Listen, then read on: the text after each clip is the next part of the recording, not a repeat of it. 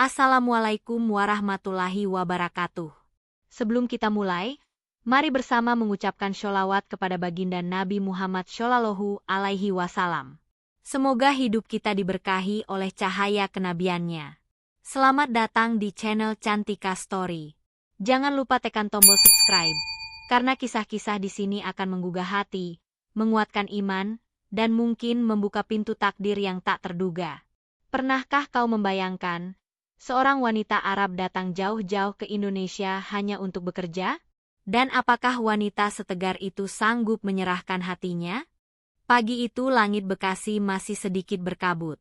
Asap dari pabrik-pabrik belum sempat larut oleh matahari. Di antara suara mesin, lalu lalang karyawan, dan deru truk logistik, seorang wanita berhijab rapi melangkah masuk ke lorong utama pabrik sepatu terbesar di kawasan industri tersebut. Langkahnya tegas. Tatapannya tajam. Bajunya simpel tapi elegan. Namanya Yasmin Al-Mazrowi, 27 tahun.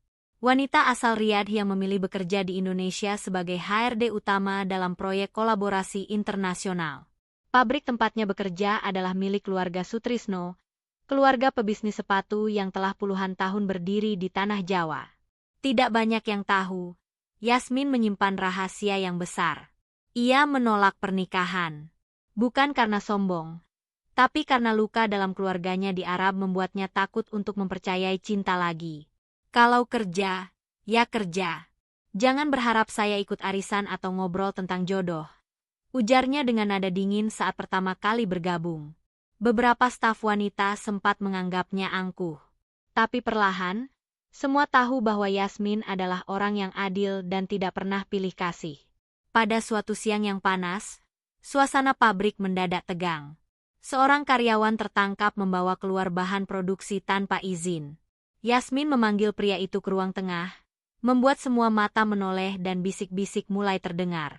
Kamu tahu konsekuensinya? Ini pencurian, tegas Yasmin. Pria itu gemetar. Tapi sebelum sempat bicara, suara lain menyela dari balik pintu. Berhenti dulu. Kau tahu siapa yang sedang kau tegur? Yasmin menoleh. Seorang pria muda dengan topi teknisi berdiri bersandar di pintu. Wajahnya biasa saja, tapi sorot matanya tak bisa dianggap remeh. Tidak peduli siapa dia. Kalau mencuri, ya tetap salah. Pria itu melangkah masuk, melepas topinya perlahan. Semua mata membelalak. Ia bukan teknisi biasa. Saya Arjuna Sutrisno, pemilik pabrik ini. Yasmin terdiam, tapi ia tidak gentar. Ia menatap langsung ke matanya. Kalau begitu, Anda tahu bahwa saya hanya menjalankan aturan. Senyum kecil muncul di wajah Arjuna.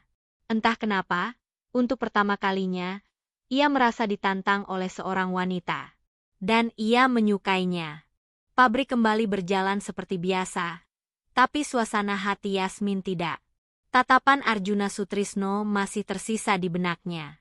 Bukan karena status pria itu sebagai pemilik pabrik, tapi karena cara Arjuna menatapnya, seolah menembus batas formalitas dan kebekuan yang selama ini ia bangun.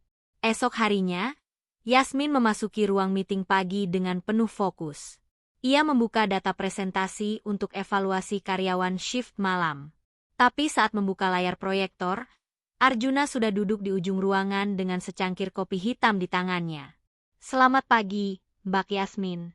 Sapa Arjuna dengan tenang. Selamat pagi, jawab Yasmin singkat, mencoba tetap profesional. Meeting berjalan normal. Yasmin memimpin dengan tegas, membahas absensi, pelanggaran ringan, hingga bonus tahunan. Tapi Arjuna hanya diam, sesekali memperhatikan wajah Yasmin lebih dari angka-angka di layar. Usai rapat, Yasmin mengemasi berkasnya, lalu tiba-tiba Arjuna mendekat. Saya ingin bicara sebentar. Bukan soal kerja. Yasmin menatapnya sebentar, lalu menjawab, maaf, saya punya jadwal interview karyawan baru. Kalau penting, bisa lewat email saja. Arjuna tertawa kecil. Kalau saya kirim lewat email, kamu pasti abaikan. Saya cuma ingin tanya, kenapa kamu memilih Indonesia? Pertanyaan itu membuat Yasmin terdiam sejenak. Bibirnya tertutup rapat, lalu pelan ia menjawab, "Karena saya butuh tenang. Dan di sini, saya bisa bekerja tanpa campur tangan keluarga." "Dan kamu yakin tenang itu bisa kamu temukan di sini?" Yasmin hanya mengangguk tipis. Selama tidak ada yang mengusik, iya. Hari-hari berikutnya, Arjuna tidak lagi menyamar sebagai teknisi. Ia sering hadir dalam rapat dan evaluasi, tapi tak pernah mengganggu Yasmin secara pribadi. Justru ia hadir sebagai pengamat yang diam-diam memberi dukungan. Di ruang HRD, Yasmin mulai merasakan perubahan aneh dalam dirinya. Setiap kali mendengar suara sepatu mendekat, hatinya bertanya, apakah itu Arjuna? Suatu sore, saat hujan mengguyur atap pabrik, Yasmin duduk sendiri di kantin. Pekerjaan sudah selesai. Ia menikmati teh panas sambil melihat rintik hujan di luar. Tiba-tiba, suara kursi ditarik membuatnya menoleh. Arjuna duduk di hadapannya, tanpa berkata apa-apa. "Tidak bosan keliling pabrik tiap hari?" tanya Yasmin sambil menatap keluar. "Bosannya bukan karena pabrik, tapi karena nggak bisa ngobrol sama orang yang aku pikirkan tiap malam," jawab Arjuna perlahan. Yasmin terkejut, tapi ia menahan ekspresinya. "Jangan bercanda, Pak Arjuna. Kalau aku serius, bagaimana?" Untuk pertama kalinya, Yasmin kehilangan kata-kata.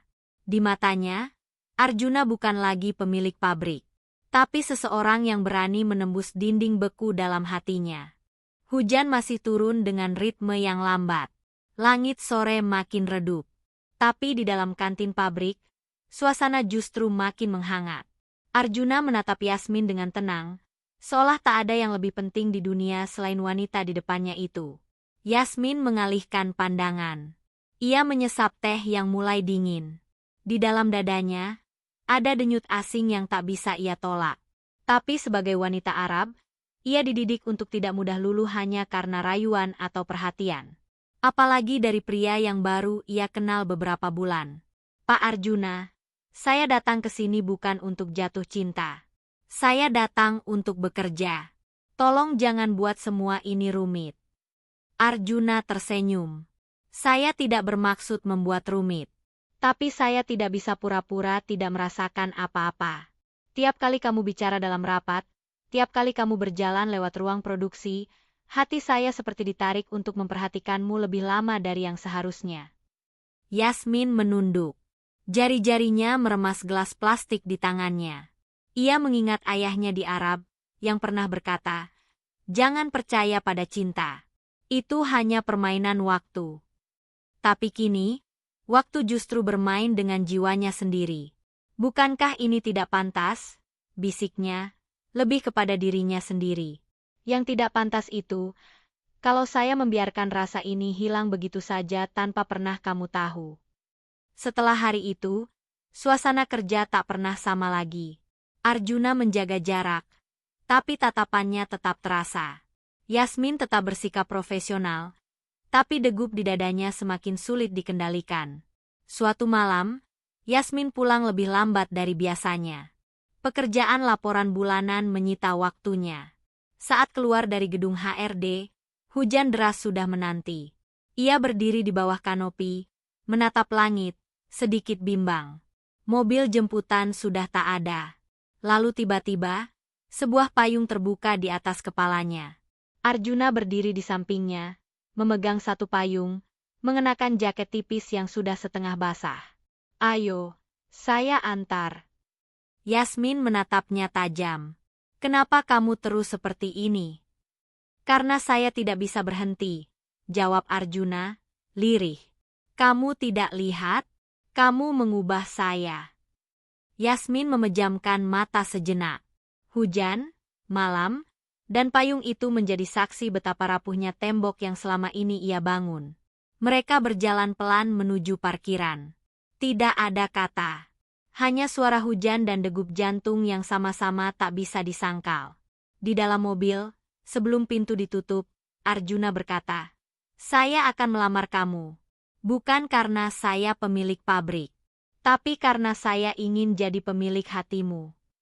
Yasmin menoleh. Matanya memerah. Tapi ia hanya menjawab pelan. Kita lihat nanti. Malam itu Yasmin tidak bisa tidur. Ia duduk di atas sajadah, memandangi langit-langit kosannya yang sederhana. Gemuruh hujan masih terdengar samar di kejauhan. Di tangannya, sebuah mushaf Al-Quran terbuka. Bibirnya gemetar saat melafalkan ayat-ayat suci, namun hatinya sedang berbicara tentang hal yang lebih pelik. Perasaannya kepada Arjuna. Allah, engkau tahu hati ini. Jika ini cinta yang kau ridha, maka lapangkan. Tapi jika ini hanya ujian dari dunia, maka kuatkan aku untuk melewatinya tanpa luka, bisik Yasmin lirih. Esok paginya, Yasmin kembali bekerja dengan wajah yang tegas seperti biasa. Namun takdir memang gemar bermain di balik layar. Saat ia mengecek daftar karyawan baru, matanya tertuju pada satu nama. Ia mengernyit. Nama itu sangat akrab. Fatimah Al-Haras, gumamnya tak percaya. Itu nama adik sepupunya dari Riyadh. Belum sempat ia menelepon siapapun, pintu ruangannya diketuk. Seorang wanita muda, berhijab rapih dan bermata tajam khas timur tengah masuk dengan senyum ramah. Assalamualaikum, Yasmin. Lama tidak bertemu. Fatimah, astagfirullah. Apa yang kamu lakukan di sini? Saya ingin mencoba hidup seperti kamu. Bebas memilih arah sendiri. Jawab Fatimah dengan suara penuh keyakinan. Yasmin bingung sekaligus khawatir. Fatimah dikenal sebagai gadis keras kepala, dan kehadirannya di pabrik itu seakan menjadi potongan puzzle yang mengubah segalanya. Ia tahu, jika Fatimah tahu tentang kedekatannya dengan Arjuna, masalah bisa meledak. Benar saja. 3 hari setelah Fatimah mulai bekerja sebagai staf administrasi, ia mulai bertanya-tanya. Siapa pria muda yang sering menatapmu saat meeting? Yang kemarin membukakan pintu mobilmu? Yasmin berusaha mengelak. Itu hanya direktur. Tidak ada apa-apa. Tapi Fatimah tidak percaya begitu saja. Ia mulai mencari tahu sendiri. Dan ketika ia tahu bahwa Arjuna adalah pemilik pabrik sekaligus pria yang terang-terangan menunjukkan rasa kepada Yasmin, ia langsung datang ke ruang HRD dengan mata tajam dan kalimat menohok. Kamu bermain dengan api, Yasmin. Keluarga kita tidak akan pernah menerima ini. Yasmin menunduk. Aku tidak bermain. Aku hanya mengikuti kemana hati ini ingin berlabuh. Lalu kalau berlabuhnya ke pelabuhan yang dilarang, apa kamu tetap akan tinggal? Hari itu, Yasmin merasa seluruh dunia menekan dadanya. Tapi ia tahu, jika Allah menuliskan takdirnya, tak ada satupun manusia yang bisa menghapusnya. Di sisi lain, Arjuna juga sedang gelisah. Ia tahu tentang kehadiran Fatimah dan kekerabatan mereka. Tapi ia tetap teguh pada keputusannya. Saya tidak takut, Yasmin, ucap Arjuna saat mereka bertemu diam-diam di ruang penyimpanan dokumen. Kalau saya harus ke Arab untuk melamarmu secara resmi, saya akan lakukan. Saya siap memeluk budayamu, selama kamu mengizinkan saya memeluk hatimu. Yasmin hanya terdiam. Tapi di matanya, ada setitik air bening yang mulai tumpah, dan harapan yang tak bisa lagi ia sembunyikan. 3 hari berlalu sejak pertemuan itu. Yasmin tidak melihat Arjuna sama sekali. Biasanya pria itu menyapa, menatap, bahkan sekadar mengangguk saat mereka berpapasan. Tapi sekarang, ruang kantor terasa lebih dingin, meski AC masih menyala seperti biasa. Di meja kerjanya, Yasmin berusaha fokus pada laporan absensi, tapi jemarinya justru gemetar. Pikirannya kemana-mana. Apakah Arjuna menyerah? Apakah Fatimah telah memengaruhinya? Atau, apakah Allah memang tidak menghendaki mereka bersatu? Sore itu, Yasmin memutuskan menelepon ibunya di Arab. Suaranya bergetar saat mengucap salam. Ibu, kalau ada laki-laki baik, sangat baik, tapi bukan dari bangsa kita, apakah ibu akan tetap ridho? Di ujung telepon, terdengar helaan napas panjang. Kalau dia menjaga sholatmu, menuntunmu pada surga, dan mencintaimu karena Allah, maka bangsa bukanlah alasan. Yasmin menahan tangis. Kalimat itu seperti pintu yang lama tertutup, kini perlahan terbuka. Malamnya, Arjuna mengirim pesan pendek. Besok saya akan ke rumah kos kamu. Boleh saya bicara dengan Fatimah? Yasmin tak membalas. Tapi keesokan harinya, Arjuna benar-benar datang. Dengan kemeja putih sederhana dan wajah penuh tekad. Fatimah menatapnya dari atas ke bawah. Kamu tahu siapa aku? Adik sepupu dari wanita yang ingin saya nikahi, jawab Arjuna, tegas. Dan kamu pikir, hanya dengan bicara seperti ini, kamu akan mendapat restu. Arjuna menghela napas. Saya tidak datang untuk memohon. Saya datang untuk memperlihatkan bahwa niat saya tidak main-main. Jika perlu, saya akan pergi ke Riyadh, menemui paman dan bibimu. Saya tidak takut dengan tradisi. Yang saya takutkan hanya satu, kehilangan Yasmin karena saya tidak cukup berani memperjuangkan. Fatimah terdiam. Ada sesuatu dalam cara Arjuna bicara yang membuat dinding keras dalam dirinya mulai retak. Setelah Arjuna pulang, Fatimah memandang Yasmin yang sejak tadi diam di pojok ruangan. Dia bukan pria biasa. Yasmin tidak menjawab, tapi air matanya menetes tanpa suara. Hari-hari selanjutnya, semua berjalan seperti biasa. Namun suatu malam, di musala pabrik, saat Yasmin selesai berdoa sendirian, seorang karyawan datang dan berkata, Bu Yasmin, Pak Arjuna minta Anda naik ke rooftop gedung A. Sekarang. Dengan jantung berdebar, Yasmin berjalan menaiki tangga besi. Di atas sana, langit penuh bintang. Angin malam meniup pelan jilbabnya. Arjuna berdiri di ujung, mengenakan baju koko putih. Di tangannya, sebuah kotak kecil. Yasmin, katanya pelan. Saya tahu dunia kita berbeda. Tapi bukankah cinta yang dituntun Allah justru menyatukan yang tak mungkin bersatu? Yasmin menutup mulutnya. Air matanya kembali jatuh. Bersediakah kamu menjadi pasangan saya dalam ibadah panjang ini? Sunyi. Angin seperti berhenti. Dan dalam diam itu, Yasmin mengangguk pelan, disambut dengan senyum yang sudah lama ia rindukan. Hari itu matahari bersinar lebih lembut. Langit Jakarta seperti ikut bersaksi bahwa ada takdir yang akhirnya menyatu.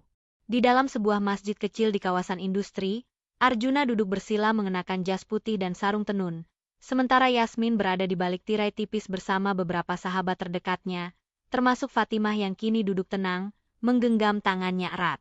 Wajah Yasmin bergetar saat mendengar suara Arjuna mengucap akad. Saya terima nikahnya Yasmin binti Abdullah, dengan mahar cincin emas seberat 5 gram, dibayar tunai. Kalimat itu sederhana, tapi baginya, itu adalah bunyi paling indah yang pernah memeluk telinganya. Bibirnya langsung bergetar menyebut, Alhamdulillah, lalu ia bersujud lama. Sujud syukur, sujud cinta, sujud yang penuh kelegaan setelah badai panjang perjuangan. Beberapa tamu meneteskan air mata. Bukan karena kemewahan, sebab pernikahan itu sangat sederhana. Tapi karena semua yang hadir tahu, pasangan ini bukan bersatu karena saling menyenangkan, tapi karena saling menunduk di hadapan kehendak Allah. Setelah prosesi akad, mereka duduk berdampingan untuk pertama kalinya sebagai pasangan halal.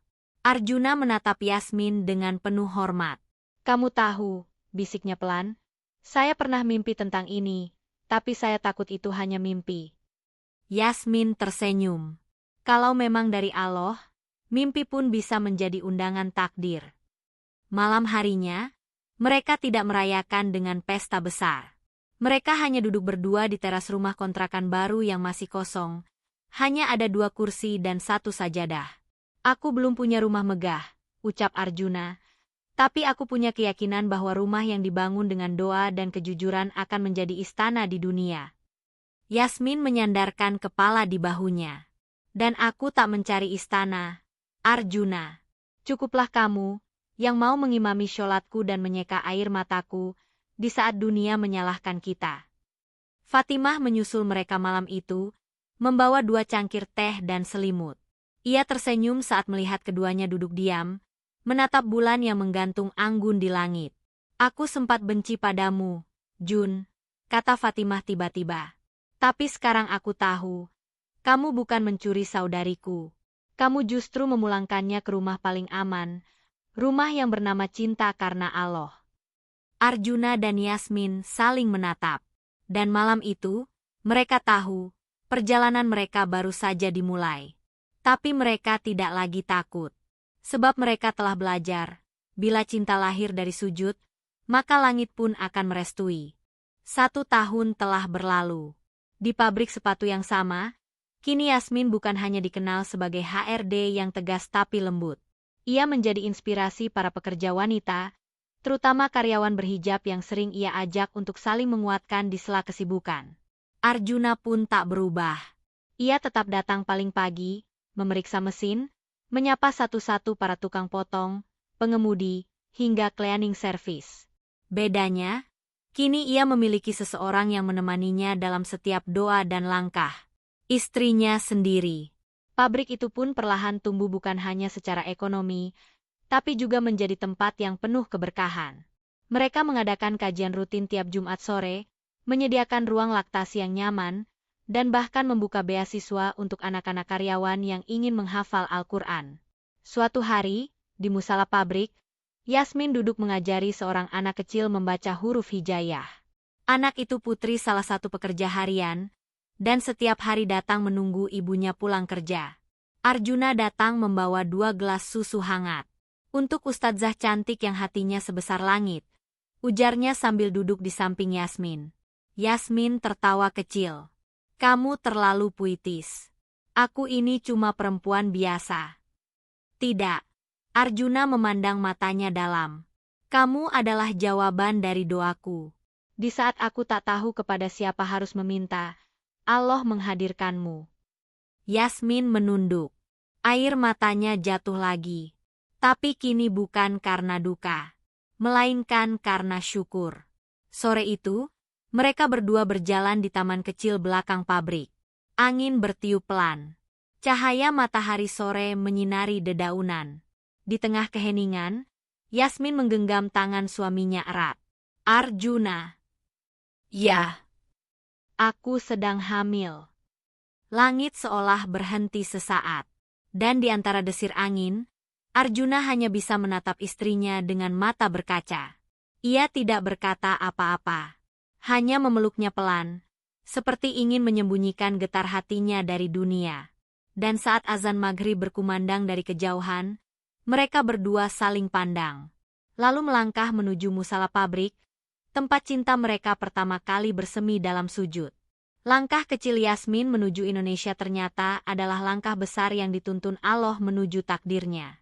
Takdir yang tidak mewah, tapi penuh cinta, sujud, dan keberanian. Dan langit pun menjadi saksi.